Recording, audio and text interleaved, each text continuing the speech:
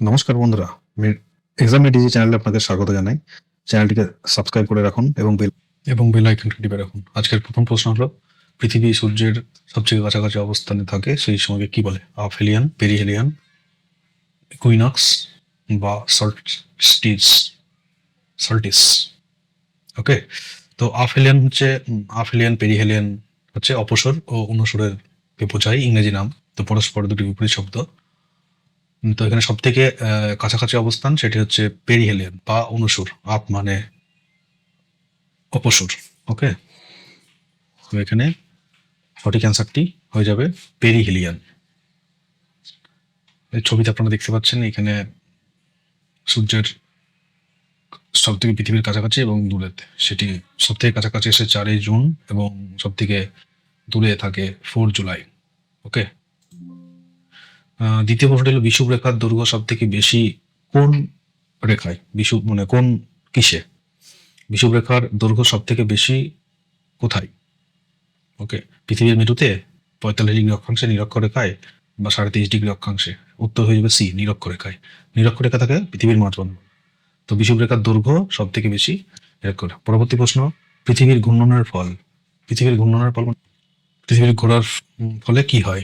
একদিন রাত্রি হয়, ঋতু পরিবর্তন হয়, তাপমাত্রা পরিবর্তন হয়, সৌরবিকিরণ হয়। এখানে সঠিক অ্যান্সারটা হয়ে যাবে option A. A is the correct answer. পৃথিবীর ঘূর্ণনের ফলে দিন রাত্রি হয়। চলে যায় পরবর্তী প্রশ্নতে।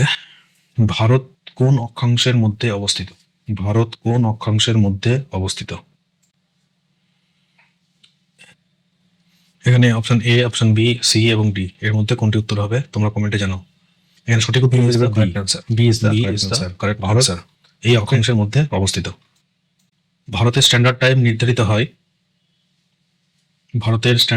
নির্ধারিত হয় কোন পূর্ব দ্রাঘিমা রেখায়? Option A, option B, option C, option D. সঠিক উত্তরটি দেওয়ার চেষ্টা করো, কমেন্ট বক্সে কমেন্ট করে জানাও। সঠিক উত্তরটি হয়ে যাবে অপশন এ, 82°30 পূর্ব দ্রাঘিমাংশ।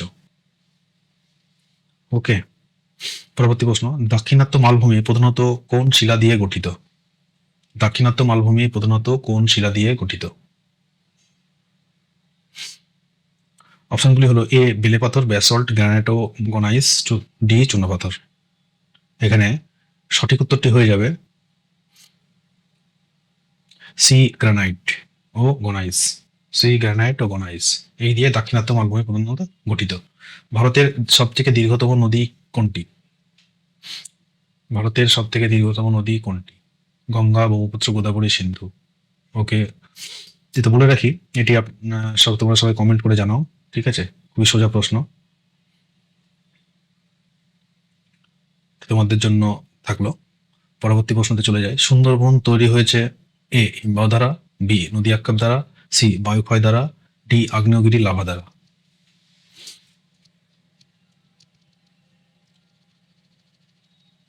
ওকে, সঠিক উত্তরটি হয়ে গেল।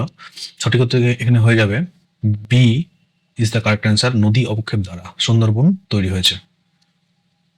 পরবর্তী প্রশ্নটি হলো, তিস্তা নদী কোন রাজ্যে উৎপন্ন? মানে তিস্তা নদীর উৎস কোথায়, কোন রাজ্যে? সিকিম, আসাম, পশ্চিমবঙ্গ না নেপাল? সঠিক উত্তরটি হয়ে যাবে সিকিম। এ ইজ দ্য কারেক্ট অ্যান্সার। পরবর্তী প্রশ্ন চলে যাব। পশ্চিমবঙ্গের সর্বোচ্চ শৃঙ্গর নাম কি? এটি আমাদের 10 নম্বরের কোশ্চেন। পশ্চিমবঙ্গের সর্বোচ্চ শৃঙ্গ, এখানে অপশনে দেওয়া আছে ফালুট, সান্দাকফু, নন্দা দেবী ও কাংলাচেঙ্গা। ওকে, এখানে উত্তর হয়ে যাবে option B, Sandakphu. B is the correct answer. পরবর্তী কোশ্চেনে চলে যাব। ভারতের ধানের ভান্ডার বলা হয় কাকে?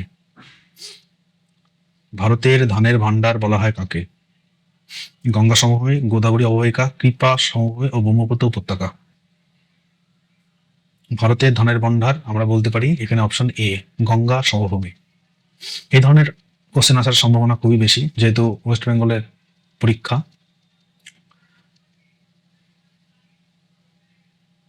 আচ্ছা, কালবৈশাখী সব থেকে বেশি হয় কোথায়, মানে কোন মাসে? কালবৈশাখী সব থেকে বেশি হয় কোন মাসে? January, February, May, April, August, September, November, December.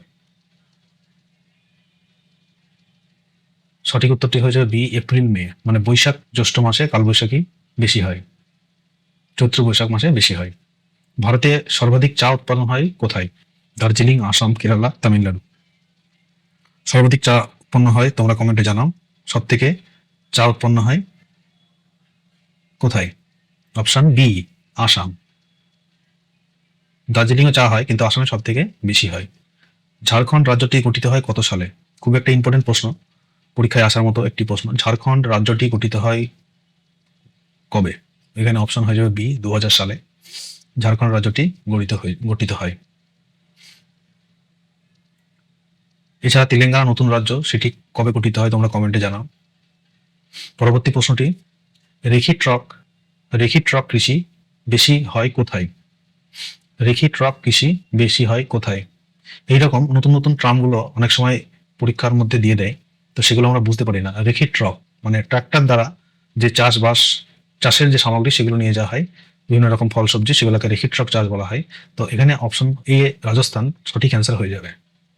আচ্ছা, 17 নম্বর কোশ্চেনে বলছে পেট্রোলিয়াম প্রধানত পাওয়া যায় কোথায়? পেট্রোলিয়াম প্রধানত কোথায় পাওয়া যায় বেশি?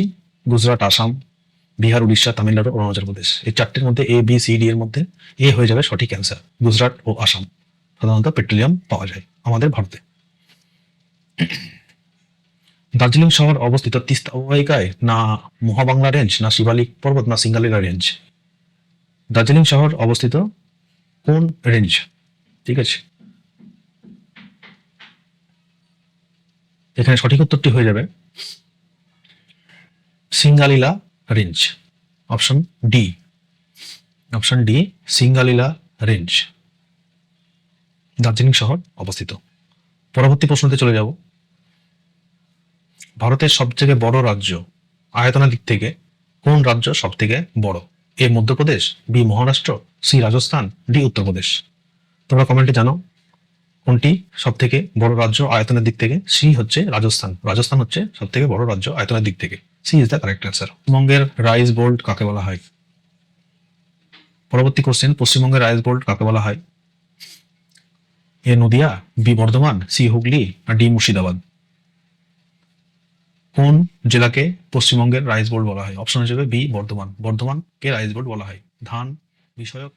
তো নমস্কার সবাইকে, আজকের ভিডিও এখানে শেষ করছি। পরবর্তী চ্যানেলটিকে লাইক ও সাবস্ক্রাইব করে রাখুন। জয় হিন্দ, বন্দে মাতরম।